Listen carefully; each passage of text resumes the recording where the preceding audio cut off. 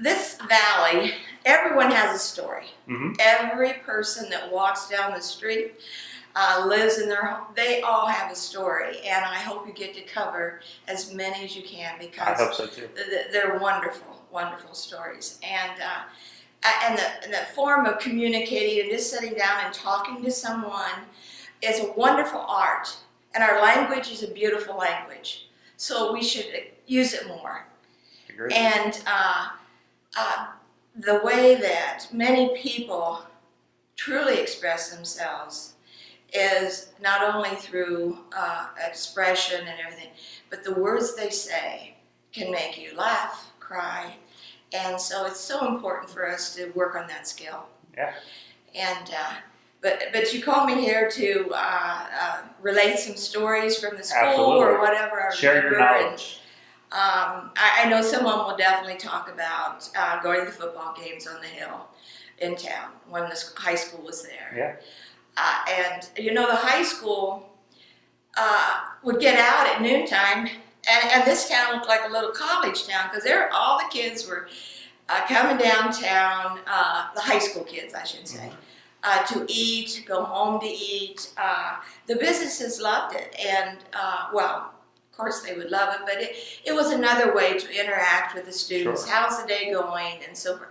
So the community was very involved in what was going on the hill with the school. But they've always been involved. The stories here center around love because this community shows such an expression of love in so many ways. And that's what makes it so you just get kind of nestled in here, and it's hard you're like trying to get a tick off a hound. It's just, you just get comfortable with the environment and with the love that is here. Sure. But because of that particular freedom that we had, the students had, when we built the new school, it created one of our first big demonstrations at the school. And I remember when this happened because my son was part of it. And so that's why I'm relating this story. But when we stop. No, you're fine. Oh, okay. Yeah, Okay. no, you're fine. So the students rebelled because when we went to the new school, it was closed lunch.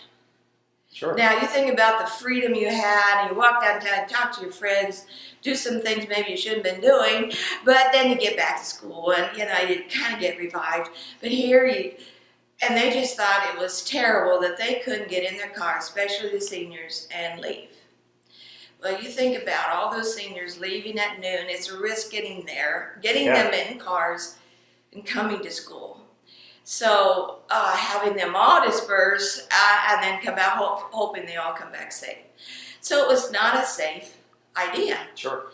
But they weren't about safe. They were about their rights. So we had the big demonstration outside I think it was Mr. Houck's office in the 1990s or 1989, 90, where the students decided to sit in the halls. They just came out and they had a set-in. And so I was called over because I'm going to control my son, you know.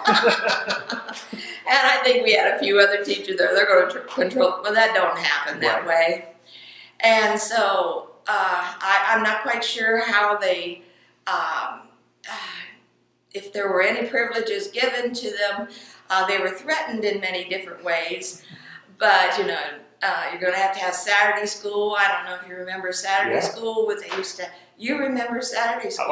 Yeah. Okay, that's okay. Anyway, we don't want to disclose any of your story, but I saw some movies. With yeah, did you? So, yeah. Okay, and so that was our big demonstration in town.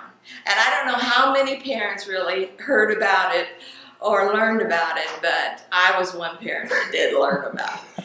And it was interesting how they exerted their rights, but it was a peaceful thing. It wasn't, any Peaceful riot. a peaceful riot. Yeah, that's good. And but I learned right then that as my son was one of the first classes to graduate in 1990 in the new school, so it was interesting to see him grow in that way, I guess. When we were separated in two schools, or three schools, we had two up here and two down at Kings Creek. Many of the students had heard about that freedom and everything. So, we had junior high kids wanting to get in on it. And, since we're all there, Sure. and the little elementary kids hearing about some things. And so it was an interesting week of discussions. Sure. For a variety of ways. But Well, it's interesting to me because Cam and I, we were the first class to go completely through the new school.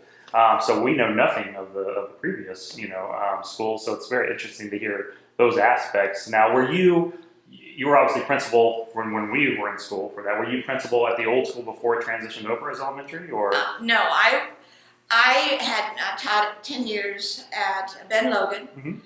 And my children are going to West Liberty Salem, so as a mother, it would be nice to be on their schedule. Absolutely. So Mr. Brown called me into his office and he said, Linda, we don't carry over more than 10 years in our pay system, so if you're going to move this year, which we would like to have you, please come. Yeah. And so I said, okay, and children are the same everywhere. I fell in love with Ben Logan children, and because they give you that certain vitality that we all need. God put them here, and they're fresh from God, and they just give you the refreshment that you need in knowing your purpose. Sure. And because they're the next world, they're the next group of people that's going to rule the world. Mm-hmm.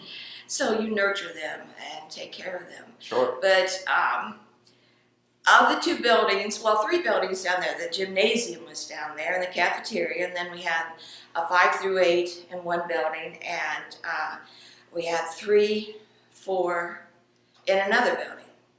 And we had one kindergarten class. And then up here, it was really an unusual arrangement. I'm not quite sure how that arrangement happened, but they kept kindergarten first and second up here, and then 9 through 12 up here. So in separate building. Yeah. So it was, I'm not quite sure about, like I said, the arrangement. But I was a teacher for 4th and 5th and 6th grade at Ben Logan. And so I was on the top floor. The top floor of the building down there was 4th grade. Mm-hmm. And Mr. Amick was the principal at the time, and so he said, we've got an opening in 4th, 5th, and 6th. Which do you want? And so I didn't care, but so I said, I'll go 4th. Well, that building was just 7 teachers. We had the Kings Creek kindergarten there, 3 teachers on the top floor, which was 4th grade, and then 3 teachers of 3rd grade on the bottom floor. So the 7 of us, we just kind of ruled that building. It was kind of fun. Yeah.